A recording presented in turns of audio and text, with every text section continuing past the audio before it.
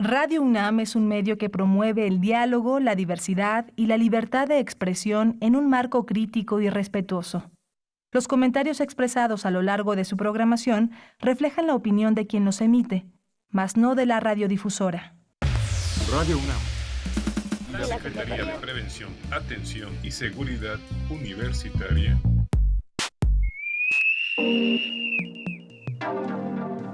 A través de la Dirección General de Atención a la Salud, presentan Confesiones y Confusiones. Un espacio de salud para los jóvenes.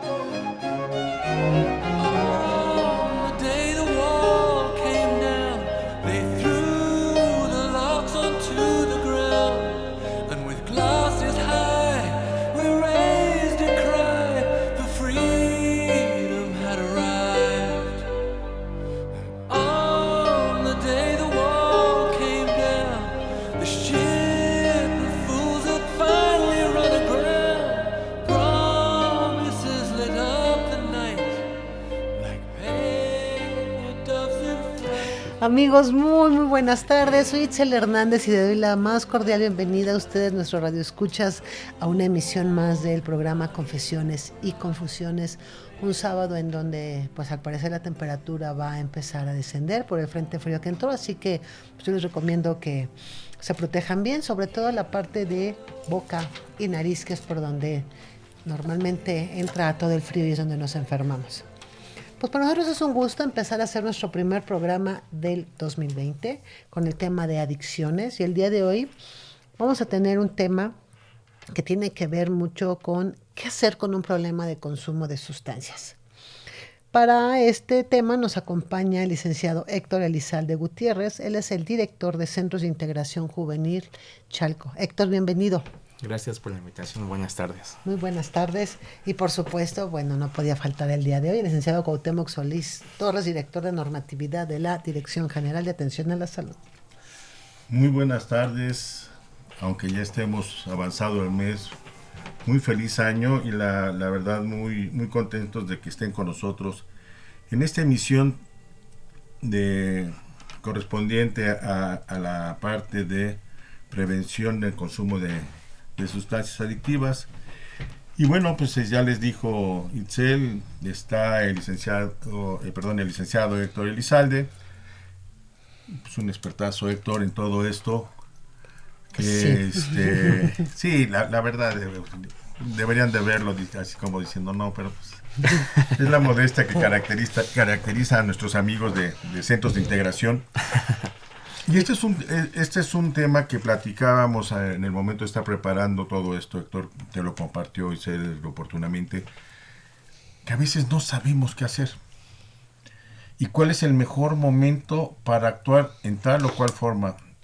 A veces lo que mejor podemos hacer es dejar de hacer, no hacer, ¿sí? Dejar que las cosas vayan sucediendo y esperar el momento oportuno para que nuestra intervención sea correcta, adecuada y acorde a lo que el sujeto, el paciente, llamémoslo así, quiera y requiera. Así es. Sí, doctor, de hecho el consumo de sustancias o el tema es muy complejo. Sí. Porque lamentablemente ha habido conductas que hemos normalizado, ¿no? En cuanto al consumo de sustancias, ¿no? Sí. Entendiendo que desde este tema, el uso, el abuso y la dependencia de las sustancias A veces es una pequeña línea, ¿no? Lo que diferencia uno y otro. Conductas como fiestas, ¿no? Con conductas como una celebración o el hecho de, o por el simple momento de convivir con alguna persona, nos hace establecer una conducta de consumo, ¿no? Desde sustancias legales como el alcohol, el tabaco, o hoy en día el consumo de sustancias ilegales, ¿no? Pero que lamentablemente ya es común ver el consumo de marihuana, ¿no? Por ejemplo, o de inhalables en las calles. Y también tendrá que ver mucho con las conductas que cada una de las personas están acostumbrados a hacer, ¿no? Lamentablemente ya el consumo de sustancias se ha vuelto una parte de nuestra vida cotidiana, ¿no? En una comida, el salir a fumar a la calle, ¿no? O el estrés, cuestiones de ese tipo son los que a veces dificultan definir o establecer una problemática en las personas. El uso de sustancias tal cual no refiere tener un problema, ¿no? A veces refiere más un problema a la persona que está cercana a él, ¿no? Algún familiar, algún conocido, algún amigo, porque el uso de sustancias en ese momento de consumo no se da cuenta, ¿no? O sea, la impulsividad de la convivencia, de la interacción que tiene con sus allegados, no le permite visualizar cómo está rebasando el patrón de consumo, ¿no? Cómo está excediendo el consumo de copas o el consumo de alguna sustancia. De cigarrillos, de cualquier otra sustancia. Fíjate, Héctor, ojalá que, como lo prometieron mis comensales del día de hoy, lo estén escuchando. ¿Por qué? Porque pareciera, decía una de las personas con las que estaba hace un rato, que esto se da de súbito, y le digo, no, esto es progresivo. Así es. No es una cuestión de que, ay, me dejé, no, fue una vez, más la siguiente, y todas las subsecuentes que llevan al individuo al estadio en que se encuentra el día de hoy. Y muchas veces yo he escuchado, no hombre, yo lo controlo. Así es. A mí no me pasa, le pasa a aquel tonto que está allá. A mí, no, yo lo controlo. El día que yo quiera, lo dejo. Así es. Y yo creo que nunca quieren. Yo creo que lo que dice Héctor es algo muy importante, y para mí sería como una de las aristas importantes en todo el estudio del consumo. El normalizarlo. Exacto. Y el normalizarlo hace que justamente tengamos estos problemas tan severos de consumos, tan permitidos en drogas como alcohol y como tabaco y como marihuana, ¿no? Porque la marihuana es natural, entonces no hace daño. Así es. Pero el cigarro no es natural, pero hay millones de fumadores en el mundo y millones se mueren al año. Y millones también hay de consumidores de alcohol y también tienen consecuencias por consumos de alcohol, pero pues es normal que te eches una copa, ¿no? Así es. Entonces, cuando normalizamos un problema tan grave como son los consumos, entonces la parte de atención es la que se vuelve también complicada, porque también se normaliza. Así es. Y también tiene que ver mucho con cómo nosotros podemos, los que consumen una sustancia, llámese ilegal o legal, ponernos a reflexionar cómo empezamos, ¿no? Con qué cantidad de sustancias y cómo ha ido incrementándose poco a poco. Porque la normalización tiene que ver con esto que mencionaba, ¿no? Aparte del consumo, tiene que ver con la conducta laboral, social o individual, ¿no? Hay gente que por estrés fuma o ante una pérdida, ¿no? Uh-huh. Esa condición emocional que derivó a que a la persona llegara ese consumo. Entonces el tip es cómo yo hacer recordar cómo empecé el consumo de cierta sustancia, cual sea, y después de cuánto tiempo, hoy en día, cuánto estoy consumiendo. También cuánto le invierto, económicamente hablando, en esa convivencia social y en donde yo estoy consumiendo esas sustancias. La economía puede ser también un espejo que nos puede decir, caray, ¿no? Me estoy gastando una cantidad exorbitante en los tabacos, ¿no? O en el consumo de alcohol, en las fiestas o también donde ya más allá de que mi consumo yo me lo administro económicamente, ya le estoy invitando a todo mundo, ¿no? O sea, digamos, es la parte monetaria, la parte social, la parte individual, que tenemos que ir identificando cómo se ha ido modificando a lo largo del tiempo, ¿no? Desde el primer consumo hasta el día de hoy. Pero también tiene que ver con qué tanto yo me estoy, digamos, en mi espacio, en mi quehacer, le estoy dedicando mucho tiempo también a esa sustancia, ¿no? O como hemos conocido pacientes que se han salido de su trabajo para ir a fumar, ¿no? O para tener algún tipo de consumo. Digamos, eso también nos puede ayudar a identificar cómo mi aspecto de varias áreas se ha ido interrumpiendo por consumir alguna sustancia, ¿no? Y me ha generado algún tipo de problema, ¿no? En el caso de un padre de familia o de una familia tal cual, la convivencia se modificó, ¿no? Se modificó en donde yo permito que mis hijos me vean bebiendo, ¿no? O fumando. Y eso conlleva que los hijos pues tengan una situación como de imitación, ¿no? O volviendo a la parte de la palabra de la normalización, ¿no? Donde pues ya en mi familia estamos acostumbrados a que en una fiesta tomamos todos y los hijos andan por un lado y los papás allá bebiendo, ¿no? Y toda serie de consecuencias que acarrea ese tipo de la decisión de que tú involucres en tu núcleo familiar o personal el consumo de sustancias. Claro. Y esa, siguiendo con esta línea, Héctor, la parte del ejemplo, la parte del modelaje, cae en una total incongruencia, ¿no? Porque después llegamos y le decimos, tú no debes de hacerlo. Así es. Pero te veo a ti cada fin de semana y a veces con mayor frecuencia, tomando, fumando, exponiéndote, reaccionando o viviendo a través de los efectos que ocasionó la sustancia que hubiera sido, desde una tos crónica por tabaco, desde la pérdida de conciencia, la agresividad o cosas así con el alcohol u otras sustancias, la pasividad que te generan otras, ¿sí? Y el riesgo al que sometes a toda la familia. Pero esa es la parte de la normalización del individuo hacia sí. Así es. Luego viene otra parte que comentábamos Gis y yo. ¿Cómo se va normalizando para la familia? Sí toma, pero no toma mucho. Así es. ¿Sí? Sí, él lo controla, no se expone, sabe tomar.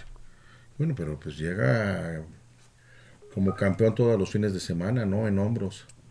¿Sí? Lo vienen y lo depositan en la puerta y casi hay que meterlo arrastrando porque, bueno, pues llegó mal. O ya sufrió accidentes por esto. O ya estuvo en el Torito y ya es cliente frecuente del Torito por lo mismo, etcétera. Entonces, esa es la otra parte. Cómo para la familia también se va normalizando una actitud, un estilo, por llamarlo así, un estilo de vida, en donde pues no es el mejor ejemplo para la familia, ¿no? Y sobre todo para los hijos. No, dime, ¿por qué te quiero hacer una pregunta? En ese sentido, hay un término que dentro del tratamiento nosotros definimos como codependencia, ¿no? Uh-huh. La situación de la codependencia son conductas que van acompañando al consumo del usuario de sustancias, ¿no? Al dependiente de sustancias o al usuario de las sustancias. La codependencia del familiar directo o indirecto, ¿no? Donde digamos que van aprendiendo que el caso de padre de familia, ¿no? Aprendiendo que entre más beba mi papá, le puedo sacar dinero, le puedo pedir permisos, digamos, vamos justificando aquellas decisiones que son favorables en cuanto a mí como esposa, como hijo, etcétera.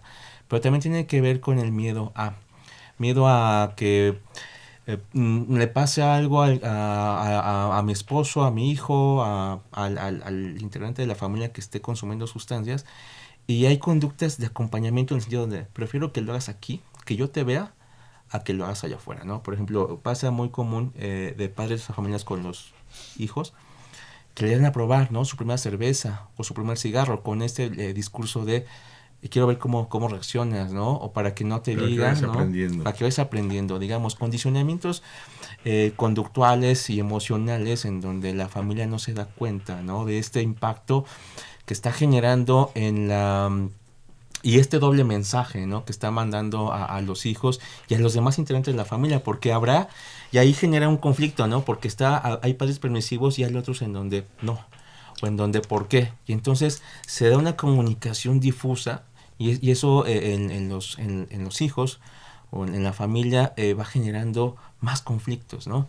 En la parte de adicciones está también desde el que a lo mejor se queda pasivamente sin hacer nada, pero está contribuyendo, ¿no? con la conducta adictiva, o está o la mamá particularmente, el que va siguiendo, ¿no? al esposo o al hijo para ver dónde se droga, con quién se junta, pero nada más. O sea, a veces hay conductas que a veces socialmente no se ven, pero son comunes, ¿no? Y este doble, perdón, Gis, pero si no se me va. Y este doble mensaje tiende a ser triple mensaje. ¿Verdad? Algo que hemos trabajado mucho con ustedes, y no es reciente, tanto ustedes como nosotros, hacemos mucho el trabajo de género. ¿Sí? Y hacemos este tipo de análisis, cuando menos, si no abordando más allá de la diversidad, sí cuando menos hombre-mujer. Y este mensaje de que yo te voy a dar a probar y te voy a dar, a veces lo hago con el hijo, pero a la hija le digo no. ¿Sí? Y están ahí. Los estoy educando aparentemente igual, pero ya ahí hay un doble mensaje. Más el que yo les transmití con el modelaje bueno o malo, entonces ya como que empiezo a tener una gran diversidad como para, bueno, ¿y por qué a él sí y a ella no? ¿Por qué tú sí y nosotros no? ¿Sí? ¿O cuándo? ¿O por qué unos sí y otros no? Entonces ahí empezamos con estas cosas que pues definitivamente redundan en consumos, redundan en escondernos para consumir, en buscar otros sitios y después en acciones que no pocas veces acaban en violencia. Violencia que, como lo vemos en el diplomado que tenemos junto con ustedes de género, violencia y adicciones, pues se ven más reflejados hacia las mujeres, incluso dentro de la casa. Perdón, Gis. Ahorita que hablabas justamente de la codependencia, a mí me surgen como una cadena de factores que hacen que la gente sea codependiente al adicto, ¿no? Y tiene que ver con la codependencia. Para mí es igual a la negación, o sea, no está pasando, ¿no? Que eso a su vez tiene que ver con la no atención, que tiene que ver con la responsabilidad. Sí. Entonces, si yo sigo esta secuencia y entonces me empiezo a ser responsable y empiezo a atender el asunto y no niego, me convierto en la mala de la familia, porque enfrento. Así. Entonces digo, ¿sabes qué? No, esto está mal por esto, por esto y por esto, y en este momento te vas a una rehabilitación, o si no, vas fuera de la casa, ¿no? Como muchos papás lo hacen. Pero muchas veces por esta culpa que bien hablabas, llevan a estos consumos al extremo y luego no saben qué hacer ya cuando una de las familiares o alguno de los miembros de la familia tiene ya consumos que llegan a la adicción.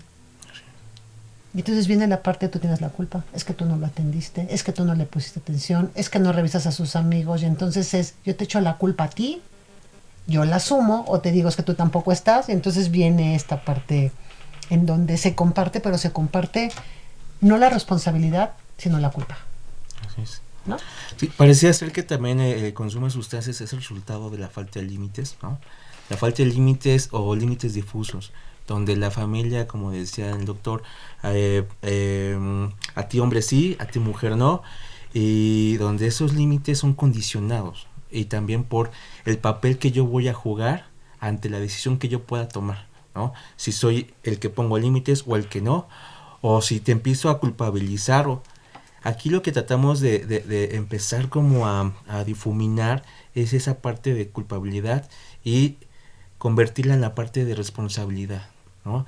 En una familia donde hay un uso de sustancias o donde el consumo de sustancias parece ser normal, siempre hay responsabilidades. No nada más es el que consume sustancias. Si bien él va a tomar la decisión dado el momento para dejarlo de hacer, claro, pero todos los integrantes que componen esa familia o ese grupo, de alguna manera son partícipes en mayor o menor medida, ¿no? ¿Por qué? Porque está desde el que dice, no digo nada, como dice hace rato, ¿no?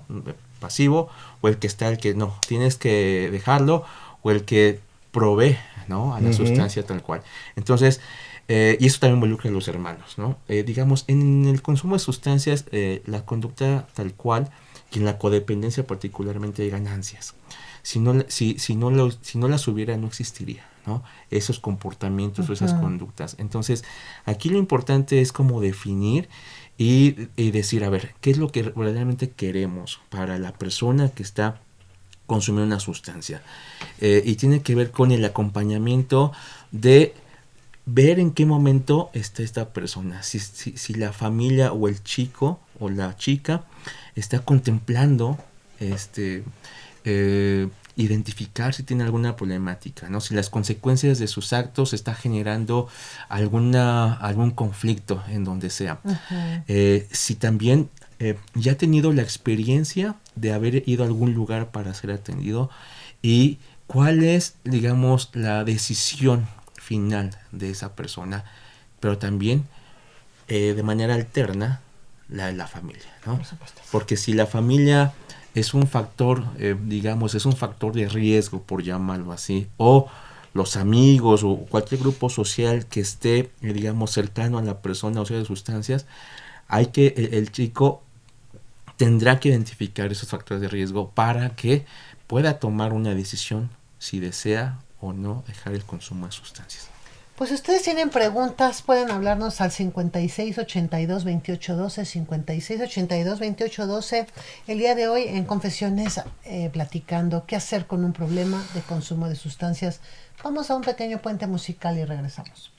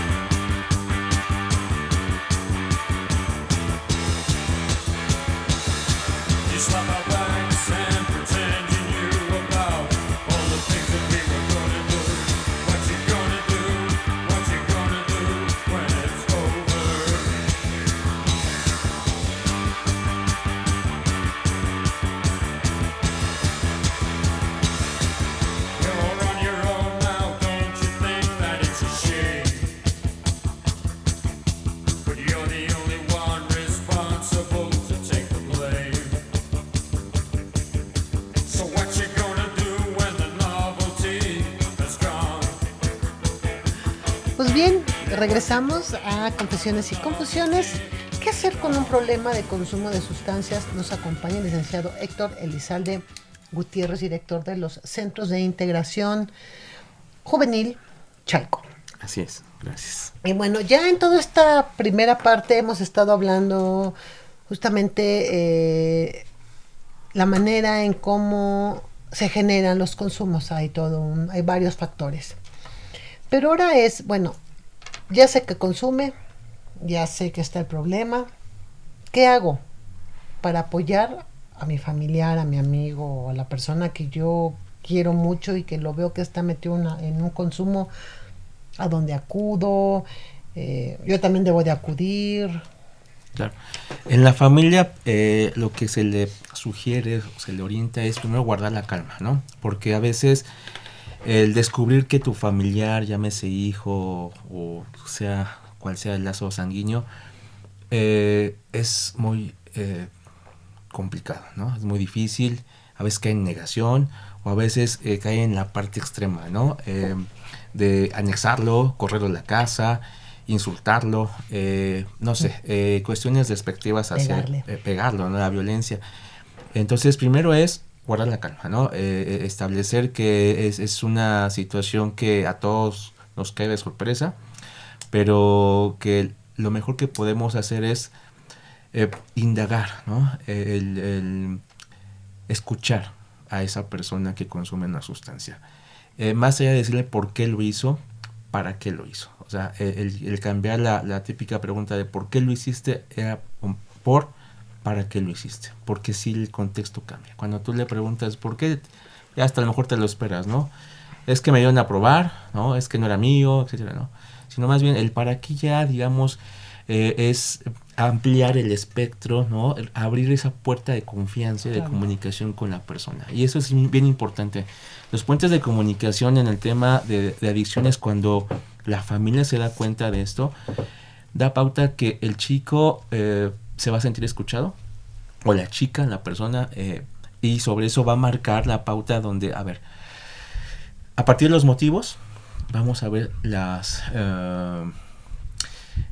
acciones que se puedan promover a partir de también invitar al usuario a decir, bueno, ¿qué te gustaría a ti? ¿No? ¿Cómo te gustaría que te ayudáramos? Porque realmente el adicto, el que ya tiene una adicción a una sustancia, en ese estado no quiere ser ayudado. Al contrario, se va, ¿no? O hay casos donde lo anexan y se escapa, ¿no? O cuando termina el periodo de anexo, el primer paso que tiene fuera del anexo es pues, corre y va a consumir. Y a veces más allá por necesidad lo hace por venganza. O por decir, mira, no te va a servir el tiempo que me estuviste aquí, lo voy a seguir haciendo. Entonces aquí la idea es que nosotros dejemos de ser esos, o la familia deje de ser ese reforzador que motivó en algún momento al usuario para probar alguna sustancia. Hay muchos motivos por los cuales una persona consume una sustancia, desde la curiosidad, por eso dicen que la curiosidad también mató al gato, ¿no? Uh-huh. O también por influencia familiar, social, por muchas personas. Sin embargo, cuando nosotros encontramos el contexto, ya podemos decir, bueno, tomar la decisión de acudir a algún lugar especializado, como los centros de integración juvenil, como en la UNAM, como también los CAPA, ¿no? Que también es una institución dedicada a la atención de las adicciones. Buscar el lugar e informarse. Primero es informarse de cómo opera, cómo trabaja esa institución, y sobre eso ver si es posible que atienda mis necesidades. Pero aquí hay dos puntos, ¿no? Una cosa es la necesidad de la familia y otra cosa es la necesidad del usuario de sustancias. La familia, cuando ya tiene esa comunicación y la confianza con el usuario de sustancias, se tiene que ir acompañando de la mano. O sea, el problema no nada más es el que consume sustancias. El problema también pasa a ser parte de la familia, en el sentido donde si por algún motivo fue factor que derivó el consumo de sustancias en el usuario, también tiene que ser ese acompañamiento en donde el usuario se sienta, comprendido, entendido de la situación y el momento en el cual se encuentra derivado del consumo de sustancias, ¿no? Y que además no es tan fácil el acompañamiento, el decir, bueno, voy a ir contigo en todo este proceso, porque también requiere tiempo y también requiere atención. Y a lo mejor en el momento en el que yo esté en la atención con el usuario, pues me van a mover a mí cosas cuando estoy en el proceso Así es. de pareja o de terapia, ¿no? Entonces, pues muchas veces mejor no toco, te digo, toma tu vas, yo te espero aquí afuera, yo aquí me espero, pero yo no quiero tocarlo porque me da miedo, porque dentro de todo lo que sucede sé que hay muchas cosas que yo, a lo mejor, o fui responsable, o fui muy permisiva, o fui muy permisivo, entonces no quiero que me digan, pues es que usted no puso límites, por ejemplo, o no actuó de la manera en como debió de haber actuado, o, entonces en el o, mejor digo, en la salita de espera estoy como más a gusto. Así es. Bueno, y además implica que quien lo va a acompañar o quienes lo van a acompañar también modifiquen su forma de vida, ¿eh? ¿Sí? O sea, pues si lo vamos a acompañar para que deje de tomar o para que deje de consumir cualquier cosa, pues es que nadie de nosotros lo va también a hacer, ¿no? O cuando menos no le va a ofrecer. Sí, vamos a ayudarle a no darle la tentación. Pero Héctor, hiciste un cambio en muchas de las cosas que nosotros hemos visto. Preguntar ¿para qué? Wow. No lo habíamos oído nunca de nadie, no nos lo habíamos planteado, cuando menos yo. Y el para qué lo hiciste tiene muchas cosas que ahora mencionabas, ¿no? Lo hice para que voltearan a verme, para llamar la atención de mi familia, para verme incluido en un grupo, para saber qué pasaba o a qué sabe algo, para sentirme bien. Pero ahora escucho a muchos jóvenes que, sobre todo con el consumo de alcohol, es para emborracharme al punto casi de la inconsciencia.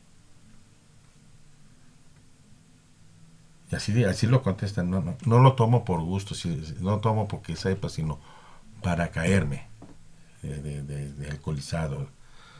¿Sí? El para qué lo hiciste significa, y si te contestan, significa realmente empezar a intimar en el problema. Así es. Sí. Y el cambio que hiciste de una palabra del por qué al para qué es radical. Es sensacional lo que pones aquí en contexto. Muy bien. Sí, de hecho, bueno, también la pregunta... Por eso les decía que es un gran experto. Exacto. tiene que ver con esta parte de darle un posicionamiento al discurso, a la emoción del usuario, ¿no? De la persona. A veces se estigmatiza, ¿no? Al que consume sustancias. Cuando hacemos este tipo de cuestionamientos o de planteamientos a la familia y a él mismo, le damos un significado a él, ¿no? Le damos peso a lo que está sintiendo, a lo que sintió en su momento y a lo que puede sentir más adelante. Adelante y el atrás, ¿no? En la motivación. Es que desde el momento en que planteas ¿para qué? Suena mucho menos agresivo que el por qué. Por supuesto. Y lo estás tomando en cuenta. Así es. O sea, cuéntame, dime qué pasa contigo. No la otra parte que el por qué siempre resulta agresivo. Pues porque quise. Así es. ¿Sí? Te fue de la gana. Sí. Pero ¿para qué lo hiciste? Yo hasta la persona se debe Por eso, entonces, cambia, ¿no? También sí, desde la parte es que no de la pregunta. La pregunta no es tan agresiva y denota mayor preocupación. Mayor empatía. Exactamente, mayor empatía hacia aun cuando todavía no lo pudiéramos considerar un enfermo. Recordando que un adicto siempre deberemos considerarlo una persona enferma. Y estas enfermedades son del gran grupo que se pueden prevenir. ¿sí? Que debemos trabajar en prevenir, porque además son enfermedades de gran costo social, familiar y personal.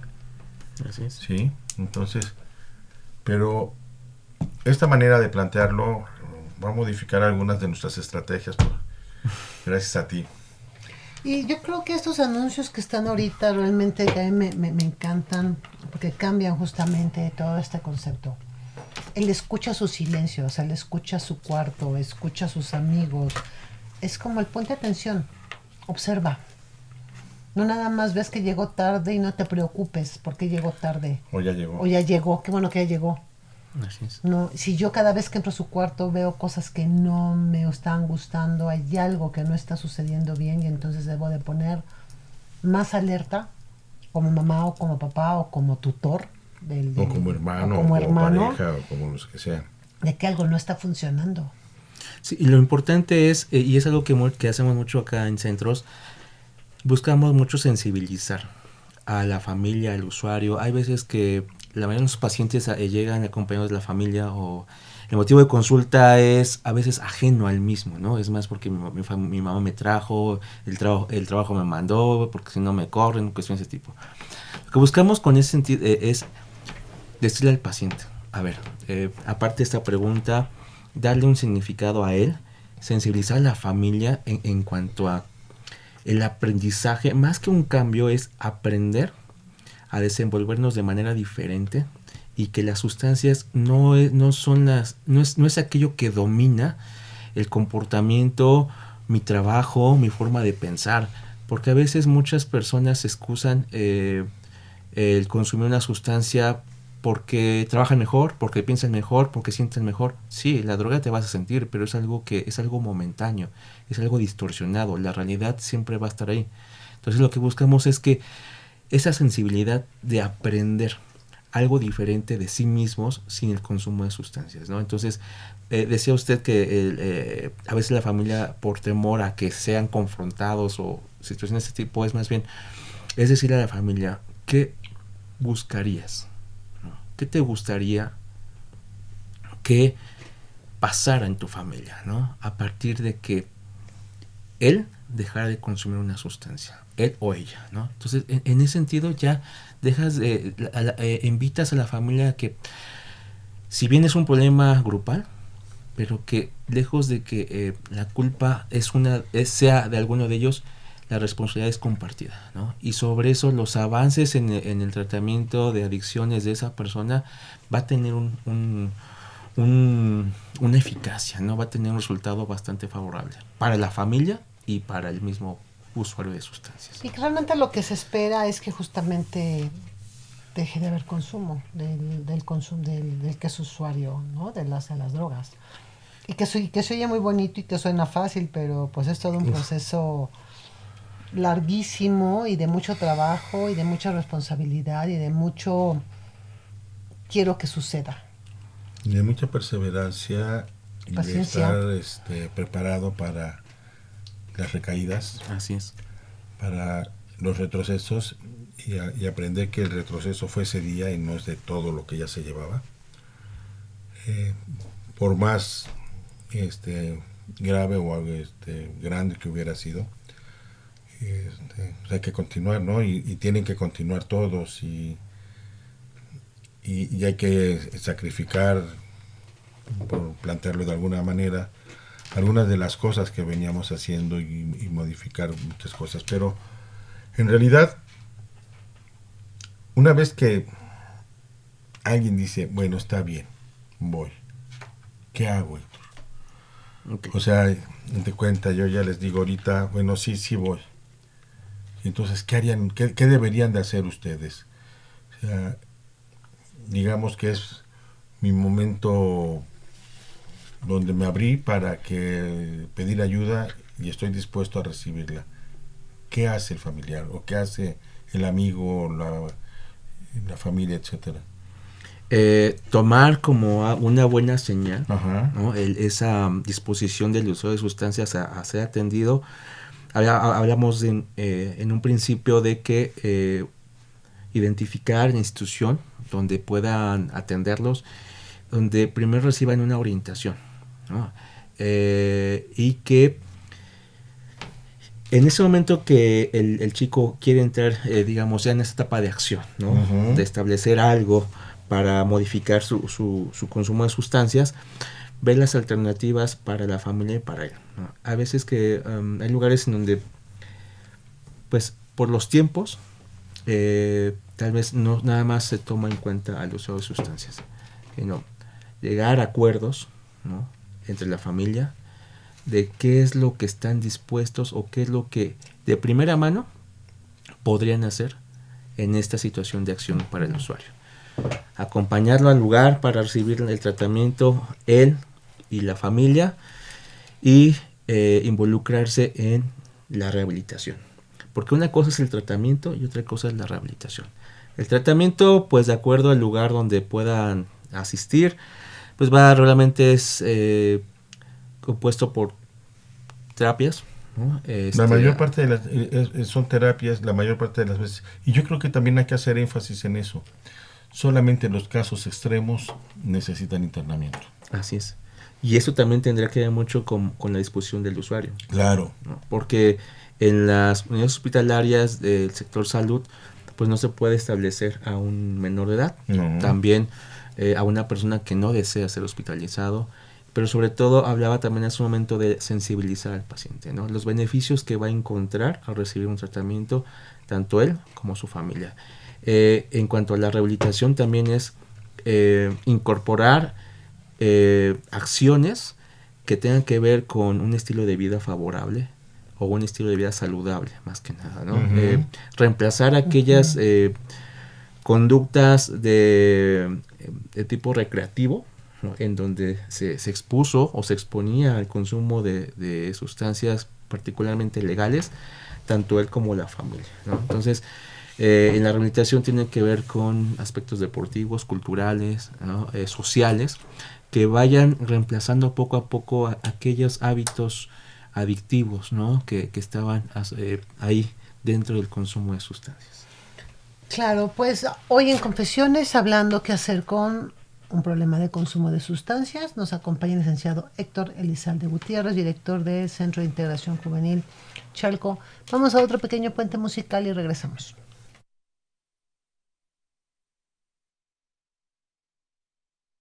1, 2, 1, 2, 3, 4.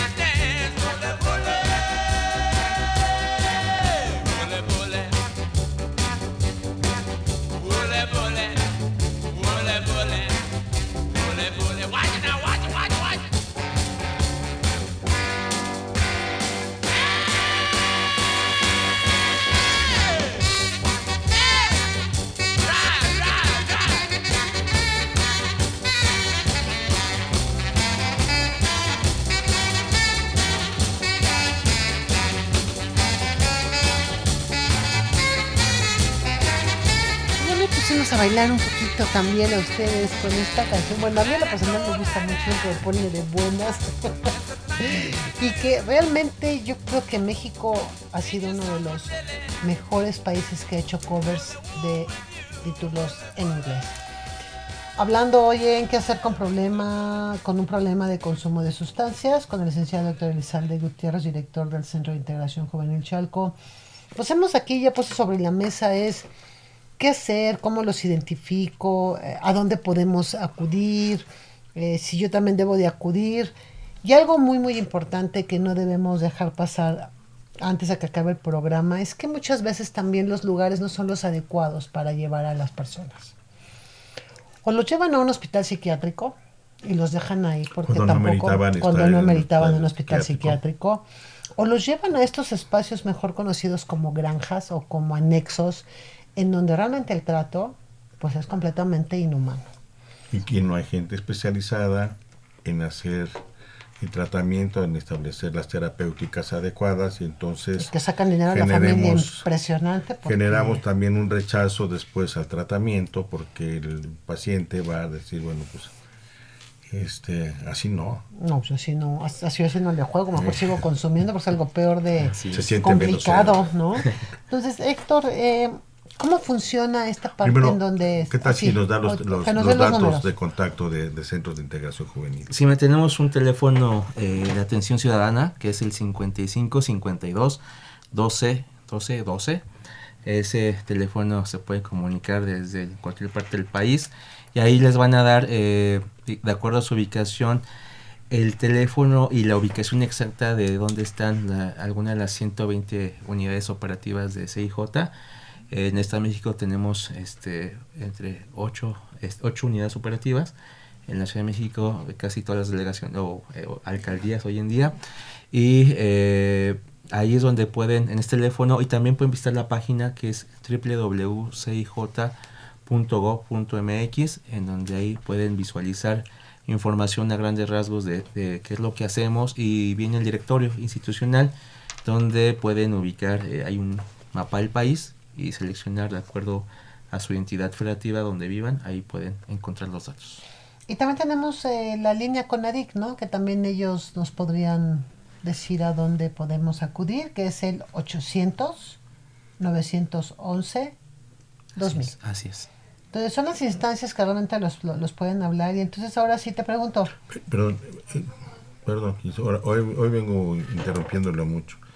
En esta línea de la vida, los centros que les van a pedir, les van a poder recomendar, son lugares certificados por la propia CONADIC, de que cumplen con las normas que ellos tienen establecidas para la atención de casos de adicciones. Y esto es bien importante para evitar caer en estas otras instancias, yo no los llamaría instituciones, en estos otros lugares, como los que refería las granjas y los anexos. Perdón, Gis. ¿Cómo se certifican estos espacios? ¿Quiénes son los que deben de estar ahí atendiendo? ¿Es gente capacitada? ¿Se prepara? ¿Cómo funcionan? Realmente, bueno, los lugares dedicados a la atención de las adicciones, como los centros, los CAPA, son instituciones que van normados, ¿no?, por las distintas lineamientos de la Secretaría de Salud, donde trabajamos o trabajan psicólogos, médicos, trabajadoras y trabajadores sociales, todo un equipo multidisciplinario que cumple con el perfil profesional para la atención de esta problemática que es las adicciones. Hay lugares, hoy en día, por ejemplo en el Estado de México, le puedo decir que hay anexos que están buscando ser regularizados, en donde están acudiendo a cursos, o donde el ICEM acude a estos lugares a verificar las condiciones. Hay un formulario, desconozco el nombre, pero el cual, digamos, estos anexos o estos grupos de 24 horas buscan esa certificación, pero son de manera muy aislada. Hay muchos anexos que trabajan de manera irregular, clandestina, y que se aprovechan de la necesidad, ¿no?, y del sufrimiento de la familia del usuario de sustancias, y les cobra una cantidad específica.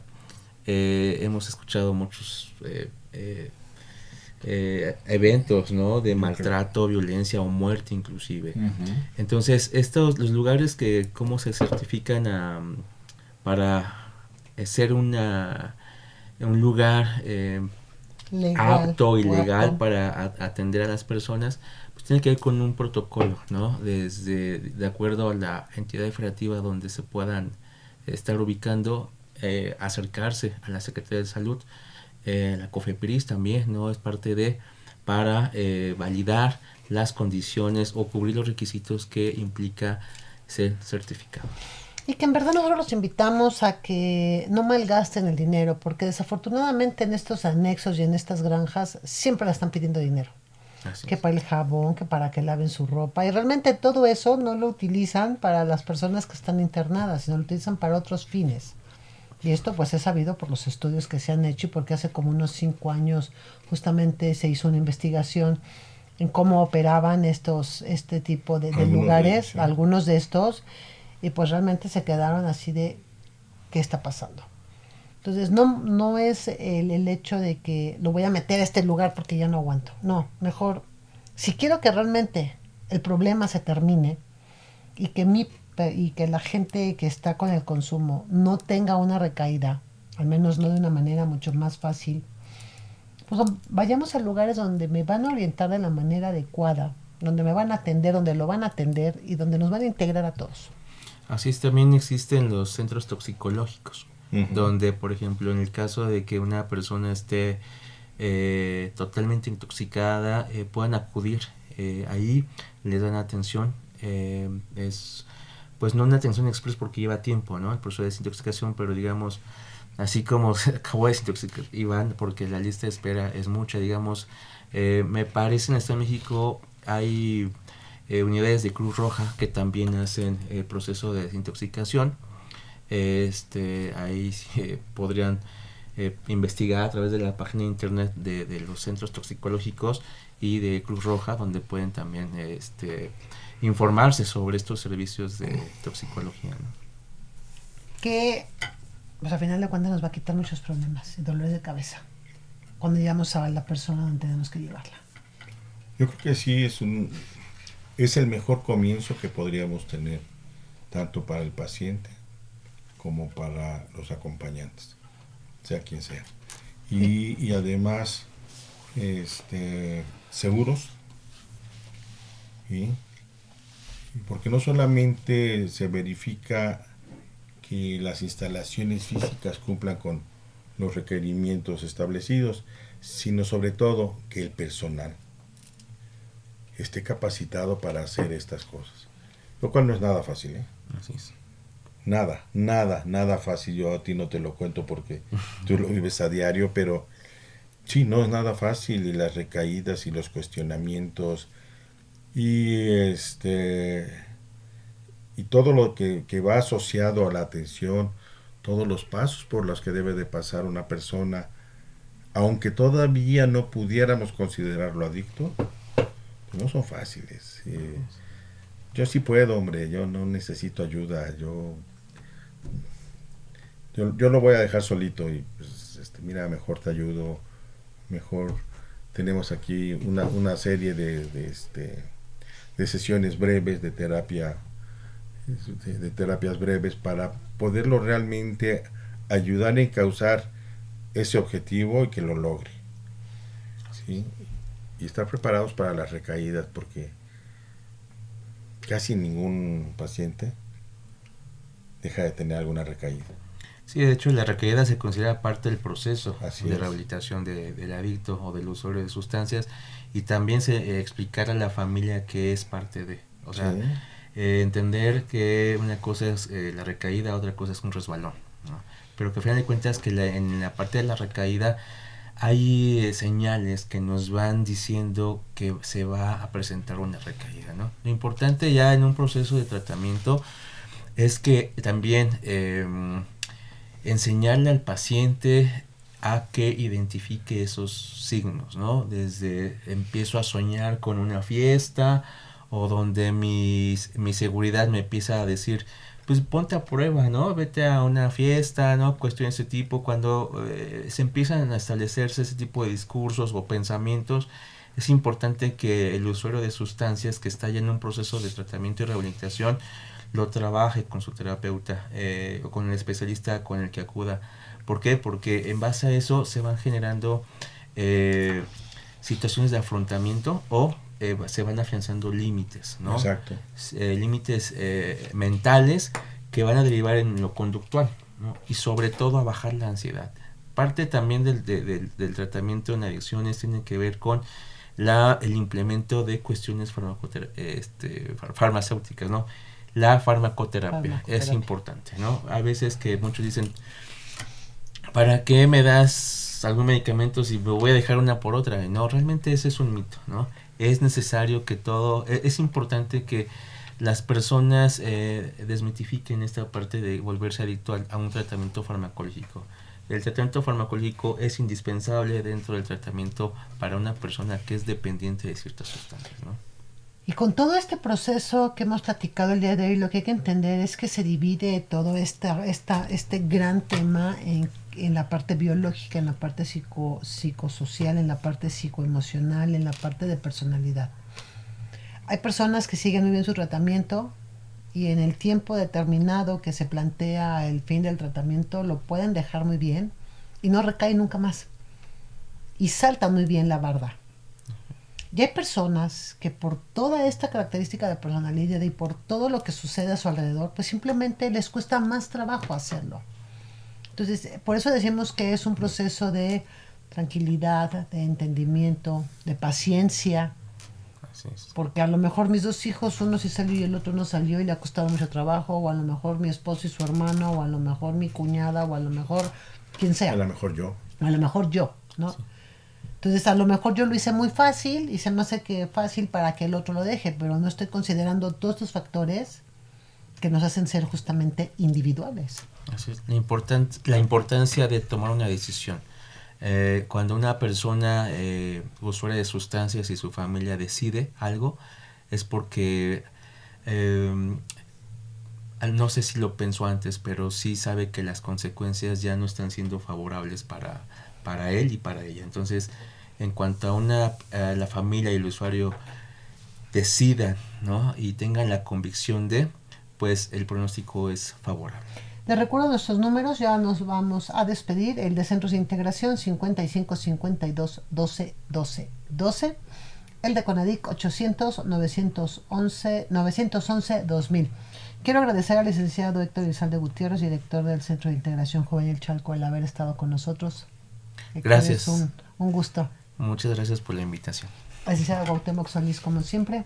Gis, muchas gracias, felicidades a todos nuestros radioescuchas, nos estamos viendo aquí la próxima y en verdad piensen en ayudar a sus pacientes si es que los ven en peligro, no solamente de adicción, sino de consumos riesgosos. Mientras más pronto podamos actuar, menos posibilidades tendremos de que se vuelva una enfermedad. Así es. Y menos problemas para toda la familia. También quiero mandar un saludo a mi amiga Marta Belamuela, que está saliendo de la influenza, pareciera ser que hay una epidemia nuevamente fuerte. Agradecer al doctor Héctor Fernández Varela Mejía, nuestro director general de la Dirección General de Atención a la Salud, y a todo el equipo que hace posible que sábado con sábado estemos con ustedes frente a estos micrófonos. Soy Itzel Hernández, disfruten mucho su sábado, cuídense mucho, tengan un excelente fin de semana.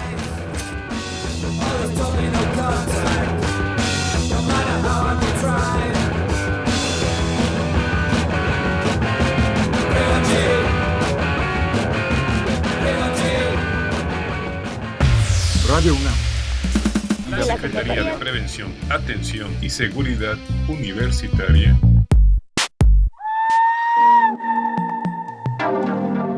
A través de la Dirección General de Atención a la Salud. Presentaron Confesiones y Confusiones. Un espacio de salud para los jóvenes.